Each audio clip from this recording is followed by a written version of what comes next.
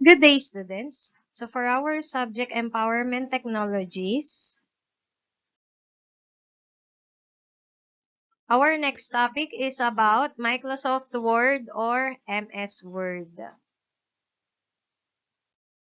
So, MS Word is a kind of word processor. So, ano ba yung word processor?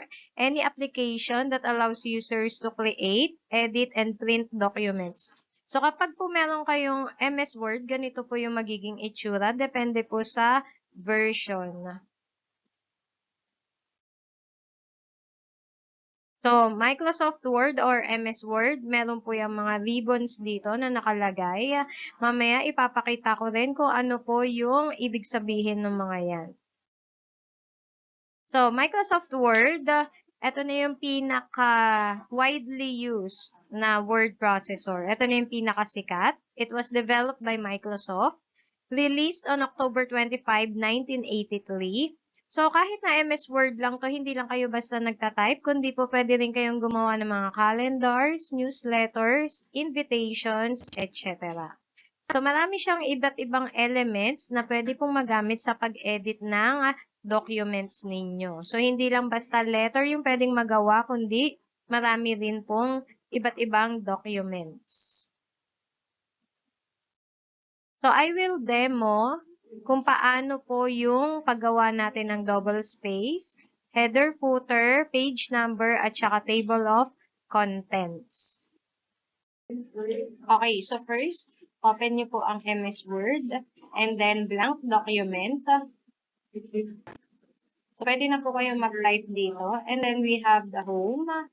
Meron tayong insert ribbon dito. Meron tayong block, design, layout, references, mailings, review, view, add-ins, and help. So, punta muna tayo dito sa view. Sa view, pwede po natin i-zoom. Pwede tayo mag-one page para makita natin yung kabuuan ng page. Pwede rin po tayo mag-multiple pages kapag po mas marami na po yung pages. And then, pwede rin po natin i-click yung page view para po mas malinaw yung makikita natin na itatag. Balik tayo sa home. Pipiliin po natin ang ating font na Times New Roman. Tapos, gawin po natin font size 12. And then, pwede na po mag-type ng dapat na i-type. So, for example, ito. Tapos,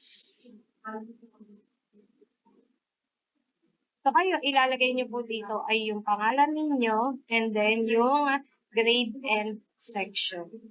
So, for example, ganyan na. Meron na tayong na-type. Ang gagawin naman natin ay punta tayo sa paragraph. Ito pong ribbon na to, or arrow, lalagay nyo po dito sa spacing. Line spacing, gagawin pong double. Then, dito po sa spacing, gagawin nyo pong after 0 point. Then, click OK. So, yan po, double space na po yan. Pag in-enter ninyo, naka-double space na rin po. Next na gagawin natin is to insert the header and the footer. So, click natin yung insert. Tapos po, nandito po ang header. Click nyo lang po yan. Pwede pong blank or other designs. Or, pwede rin po na yung cursor natin, ilagay natin dito sa taas. Then, double click. So, may lalabas po dyan na header dito. Pwede na po tayo mag-type ng kahit na anong kailangan natin i-type. So, for example, ta-type natin yung Empowerment Technologies. Highlight lang po yan. Gagawin ko po ulit na Times New Roman. Gagawin ko pong size 12. And then, dahil iyan ay title, dito sa paragraph, gagawin natin center. Dahil yan din po ay title, gawin natin bold. Then, para umalis po dito, pwede pong i-click yung header and footer, then ito pong close. So, bumalik lang po dito. Next naman po, banda sa baba, insert naman tayo ng footer. Etong blank, o kaya po pwede po may ibang design. So, blank tayo. Ito yung footer, pwede tayo mag-type dito ng kahit na ano din. Pwede rin pong page number. Double-click natin outside. Para pagdatingin natin sa baba, nandun po yung footer.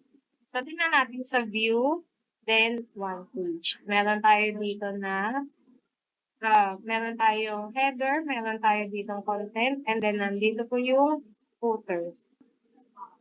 Next po, pwede rin po na hindi page number dyan. Pero mag-i-insert tayo ng page number, bottom of page. Pili lang po tayo dito. Plain number 3. So, nandito rin po siya sa footer.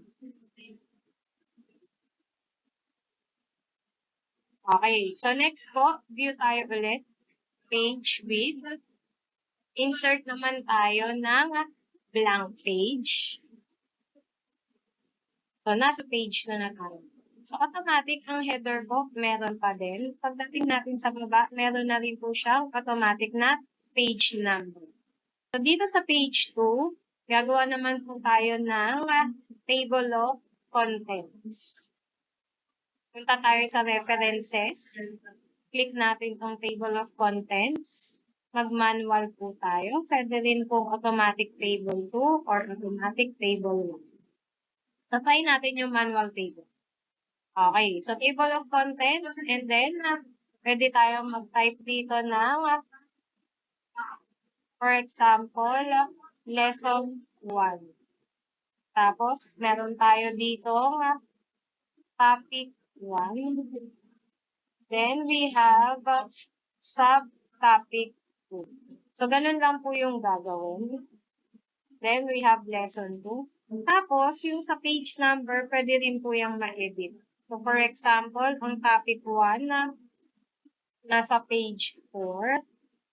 Ang subtopic 2 nasa page 6. Lesson 2 nasa page 10 na. So, pwede rin pong ma-edit yung page number.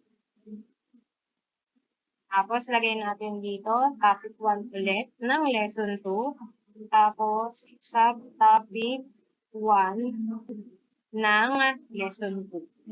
Okay? So, ganyan lang po mag-insert. Nasa references, then table of contents. Yun lang. Thank you. Bye!